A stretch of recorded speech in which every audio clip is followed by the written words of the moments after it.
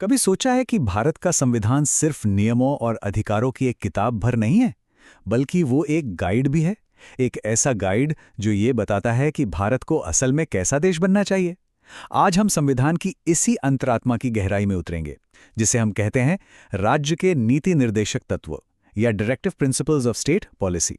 तो सवाल यही उठता है कि संविधान, जो देश का सबसे बड़ा कानून है, वो सरकार से आखिर चाहता क्या है। देखिए, ये सिर्फ ये नहीं बताता कि सरकार क्या नहीं कर सकती, बल्कि ये तो एक पूरा रोड मैप देता है कि उसे क्या क्या करना चाहिए। और बस यही इन सिद्धांतों का निचोड़ है। आज की हमारी चर्चा इन 5 हिस्सों में होगी। हम समझेंगे कि ये सिद्धांत संविधान की आत्मा क्यों है, मौलिक अधिकारों से ये कितने अलग हैं, अदालतों ने इनके बीच बैलेंस कैसे बनाया, इनका असली लक्ष्य क्या है, और सबसे जरूरी, कल से लेकर आज तक इन्होंने भारत को कैसे बदला है। तो चलिए शुरू करते हैं पहले हिस्से से और समझते हैं कि इन निर्देशक सिद्धांतों को आखिर संविधान की आत्मा कहा ही क्यों जाता है। तो ये राज्य के नीति निर्देशक तत्व या डीपीएसपी हैं क्या चीज़? बहुत आसान शब्दों में कहें तो ये संविधान के पार्ट 4 में दिए गए वो इंस्ट्रक्शंस हैं जो देश में कानून और नीतियां बनाते समय सरकार को रास्ता दिखाते हैं। इनका मकसद सिर्फ पॉलिटिकल डेमोक्रेसी नहीं, बल्कि सोशल और इकोनॉमिक डेमोक्रेसी की नींव रखना है, जहां हर किसी को बराबरी का मौका मिल सके। अब ये जानना बड़ा दिलचस्प है कि ये आइडिया आया कहाँ से।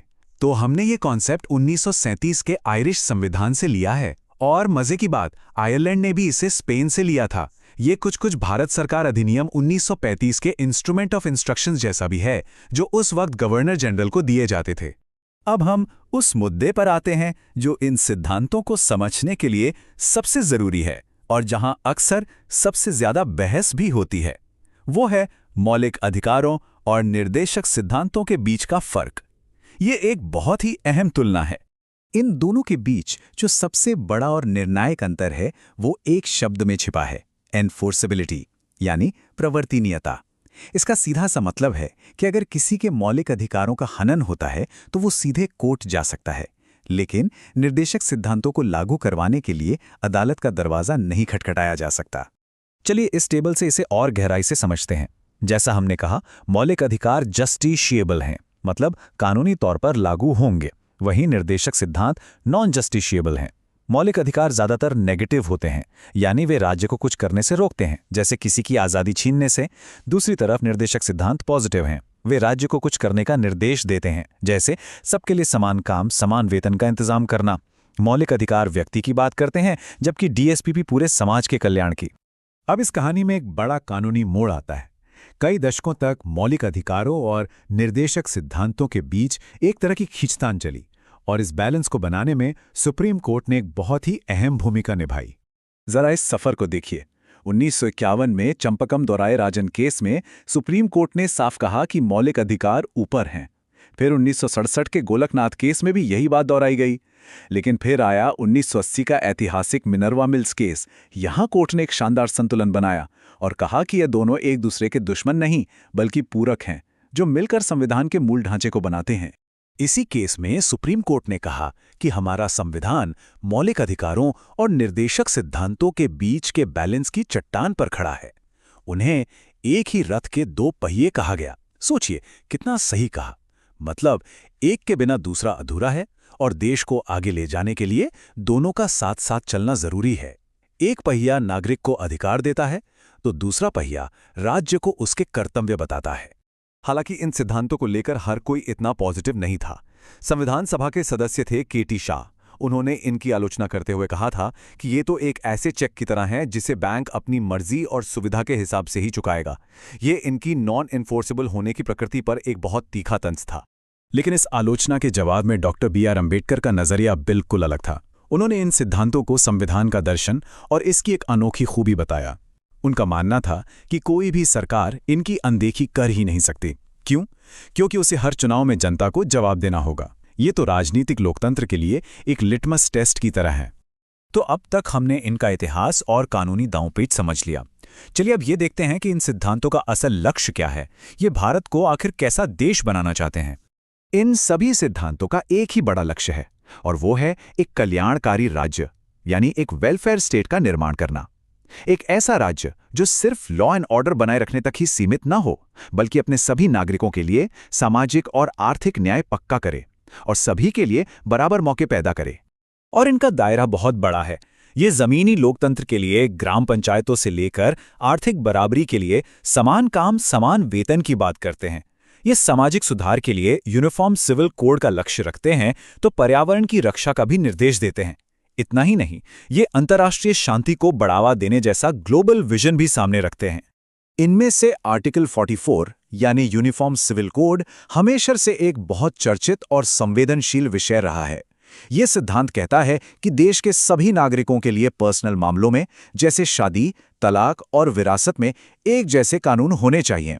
गोवा में यह पहले से लागू है और हाल ही में उत्तराखंड ने भी इस दिशा में एक कानून पास किया है। एक और खास बात यह है कि ये सिद्धांत कोई पत्थर की लकीर नहीं है, बल्कि समय के साथ और बेहतर हुए हैं।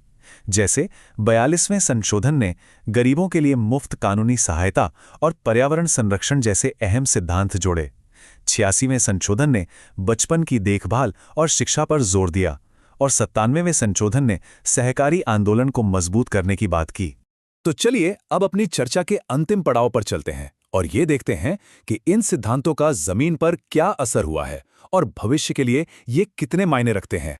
ये याद रखना बहुत जरूरी है कि भले ही इन सिद्धांतों को लेकर अदालत नहीं जा सकते, लेकिन आर्टिकल 37 साफ तौर पर कहता है कि इन्हें लागू करना राज्य का कर्तव्य है, उसकी ड्यूटी है। ये देश को चलाने के लिए फंडामेंटल हैं।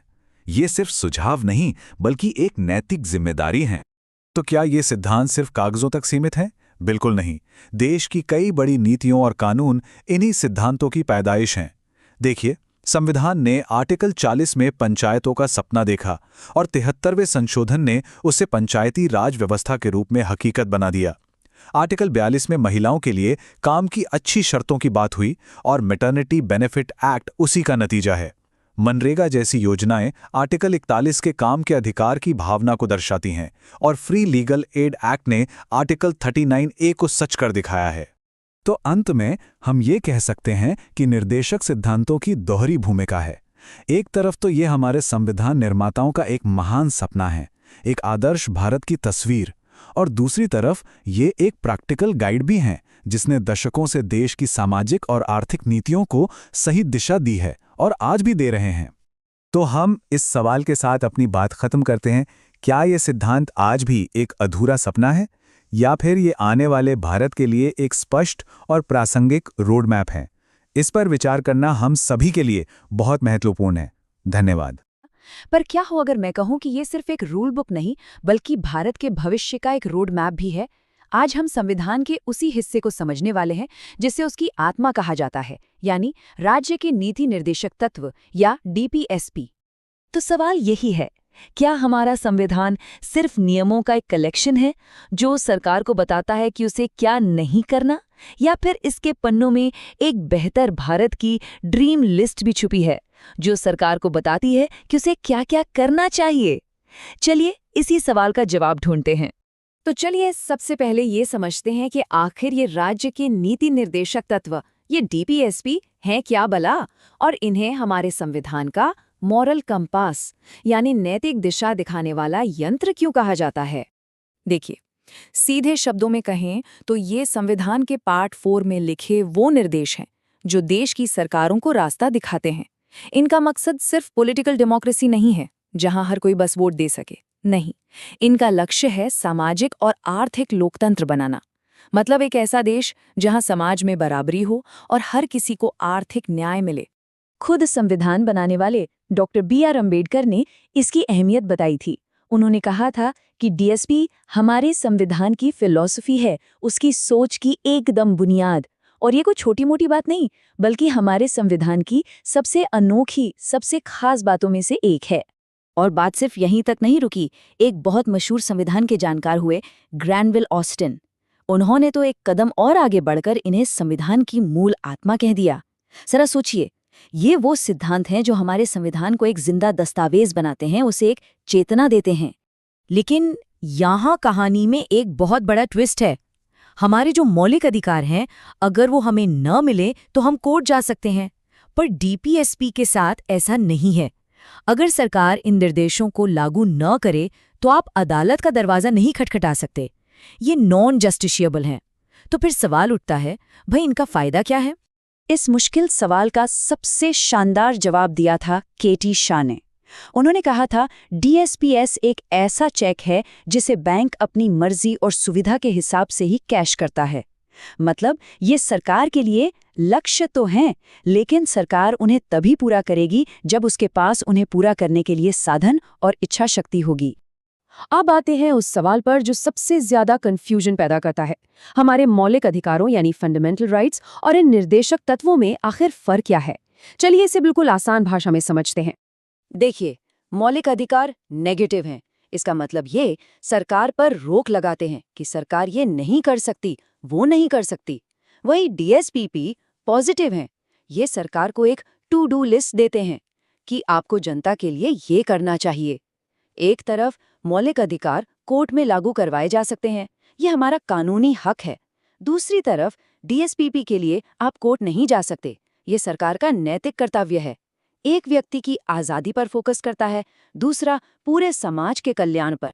अगर इस पूरे फर्क को बस एक लाइन में समेटना हो तो वो ये है, मौलिक अधिकार सरकार के लिए एक स्टॉप साइन है जो उसे गलत रास्ते पर जाने से रोकता है, और डीएसपी एक गूगल मैप्स की तरह है जो उसे सही और कल्याणकारी रास्ते की तरफ जाने का निर्देश देता है। तो सरकार की इस टू डू लिस्ट में आखिर लिखा क्या क्या है? चलिए देखते हैं कि हमारे संविधान निर्माताओं ने भविष्य की सरकारों के लिए क्या बड़े बड़े लक्ष्य तय किए थे। जैसे कि आर्टिकल 40, जिसमें कहा गया कि गांव में पंचायतों का गठन हो ताकि पावर जमीन तक पहुंचे, लोकतंत्र की जड़ें मजबूत हों। और ये सिर्फ एक सपना नहीं रहा। 1959 में राजस्थान के नागौर में इसी निर्देश पर अमल करते हुए पंचायती राज सिस्टम की नींव रखी गई थी। फिर आता है आर्टिकल 39A, जो कहता है कि न्याय सिर्फ अमीरों के लिए नहीं होना चाहिए। सरकार को ये सुनिश्चित करना होगा कि पैसे की कमी की वजह से कोई भी इंसाफ पाने से पीछे न रह जाए। आज जो देश भर में फ्री लीगल एड सेवाएं हैं, उनकी जड़ यहीं पर है। आर्टिकल 42 काम करने की जगहों को इंसानों के रहने लायक बनाने और खासकर गर्भवती महिलाओं को मैटरनिटी रिलीफ देने की बात करता है।